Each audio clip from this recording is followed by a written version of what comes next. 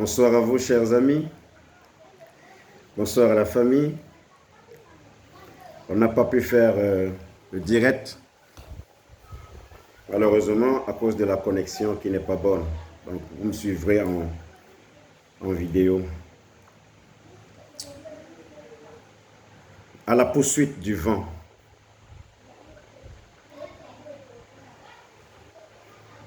La thérapie de la vie encourage l'être humain à travailler sur la durée de sa vie, à travailler sur sa paix intérieure.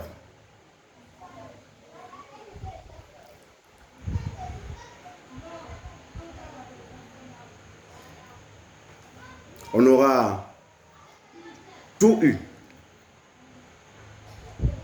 On aura été champion. Un bébé, on l'aura eu. Une femme,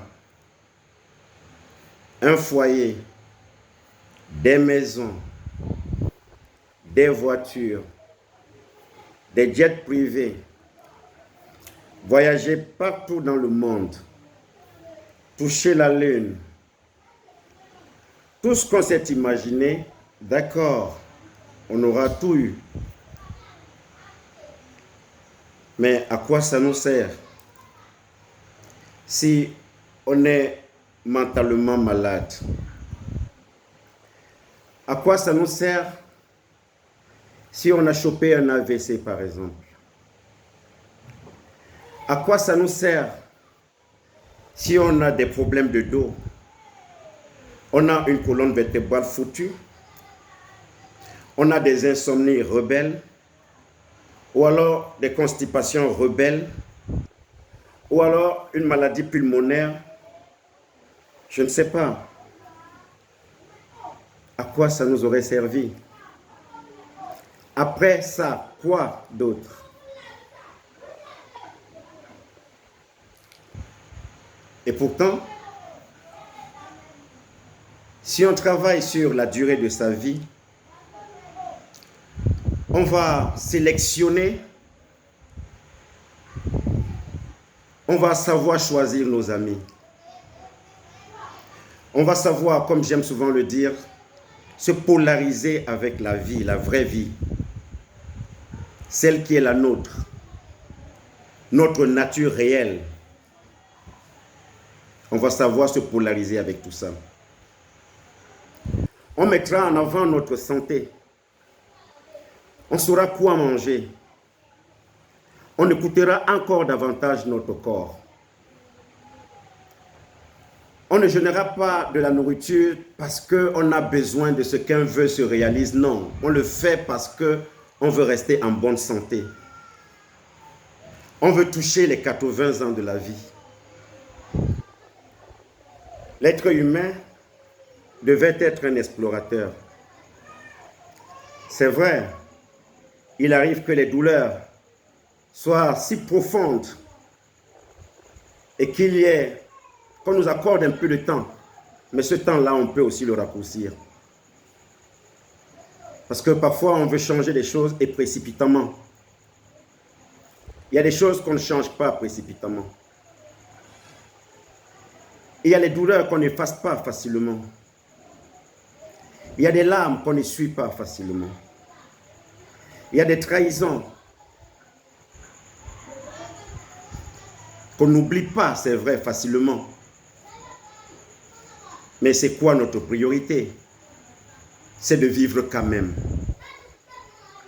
C'est de trouver quand même en nous le petit bonheur qui dort, qui nous dit qui nous sommes, qui nous rappelle nos moments difficiles, délicats, ce que nous avons appelé épreuve. Il y a une mémoire qui se souvient.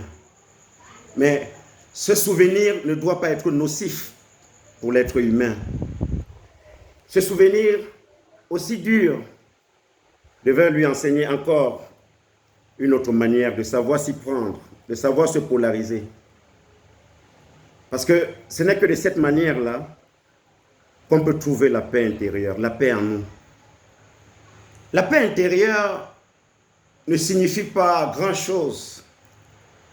C'est tout simplement de retourner à notre véritable nature. Il y a une petite voix dans les profondeurs de nos entrailles qui nous dit qui nous sommes. C'est là-dedans qu'on doit à un moment donné se reposer. Parfois, l'acceptation aussi peut être un bon véhicule de ce que oui, par orgueil personnel, je laisse et j'avance parce que je travaille sur la durée. Nos pensées indisciplinées sont autant de poisons parce que des pensées indisciplinées ne peuvent produire que de la faiblesse, de la peur. La mort viendra à coup sûr. La mort viendra. Elle tirera certainement son lourd rideau et ça n'est terminé. Ses belles montres, ses beaux vêtements, tout ceci ne sera qu'une simple histoire.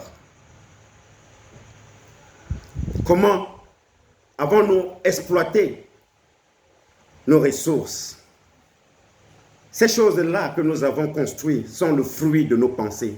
Comment avons-nous exploité cette chose-là? Nos enfants sont le fruit de nos pensées. Comment allons-nous expérimenter l'état d'enfant que nous avons été? On a longtemps convoité le mariage, l'union. Il y en a qui me disent, chaque femme veut être mariée. Mais la réalité générationnelle ne nous le permet plus. On se bat. On a besoin de s'affirmer en tant que femme. Mais comment faire si on ne travaille pas sur la durée de notre vie? Comment réussir à atteindre cet objectif de vivre aussi longtemps s'il n'y a pas la paix intérieure? Si on ne te connecte pas à notre véritable nature, elle n'est pas trompeuse, notre véritable nature. Rejeter la souffrance est aussi une mauvaise chose. Oui, la souffrance, elle peut atteindre les profondeurs même de ce que nous sommes. Elle peut arracher ce sourire profond que nous avons. La souffrance, au moins elle est juste. Elle ne ment pas. Elle vous dit ce qu'elle est. Elle est méchante, un point, un trait. Mais est-ce qu'elle n'a pas une raison fondamentale qui l'a fait exister? Ça aussi, ce sont les mémoires de la vie. Donc, ce sont des mémoires mères. Et nous ne pouvons pas nous en débarrasser. Pour certains, la souffrance est difficile à affronter. Et pourtant, c'est le véritable ami. C'est le seul qui nous a dit la vérité. Demain nous a toujours promis. Parfois, il ne se réalise même pas comme on a tant rêvé. Ce demain-là nous lâchera un jour. Il nous ment en nous disant que nous resterons éternels, mais que non. Donc, si nous ne prenons pas notre vie en main, si nous ne nous levons pas nous-mêmes, si nous ne faisons pas l'expérience de notre véritable nature, de ce que nous sommes réellement dans nos profondeurs, même si nous l'on dit de nous que nous sommes des hypocrites, et alors c'est un outil pour vous. C'est quelque chose qui est déjà dévoilé. Allez-y voir vers cette hypocrisie. Laissez qu'on vous traite d'ignorance. Laissez qu'on vous traite d'ignorant. C'est important de se faire porter par notre véritable ignorance. Parce que notre ignorance va nous expliquer la véritable nature de, de nos peurs. De la peur de l'autre. De la peur de vivre dans l'espace qui est le sien, qui est le nôtre, tant pour moi. C'est l'ignorance seule qui peut nous porter. Il faut vivre sa vie. Il faut la vivre dans sa véritable nature et accepter ce qui nous arrive. Parce que ce qui nous arrive, dans tous les cas, si c'est la souffrance, ça nous mûrit. Pourquoi on a peur de cet ami? Si noble, si franc. Ne disons-nous pas aux autres que nous, ce qu'on veut, c'est la vérité. La souffrance nous explique la véritable vérité. Comment ce monde fonctionne. Qu'allons-nous changer? Allons-nous rester celui qui critique au lieu de prendre les choses en main? Allons-nous détériorer notre mental alors que c'est là, à l'intérieur, que sont naturellement installés les outils de notre réussite? C'est là-dedans, dans notre mental, que sont installés les outils de notre transformation intérieure. C'est là-dedans. Nous devons vivre avec un mental dur, parce que tous les autres corps sont connectés à cette chose, tellement sacrée, qui nous relie à tout, à notre âme et à notre conscience, qui discipline nos pensées. L'acceptation de soi. L'acceptation de soi, ce n'est pas beaucoup de philosophie. C'est tout simplement qu'on s'accepte comme on est. Qu'on accepte cette souffrance, qu'on accepte cette douleur. Il y a des choses qu'on ne pourra pas changer parce qu'une seule vie ne suffit pas à changer cette chose-là.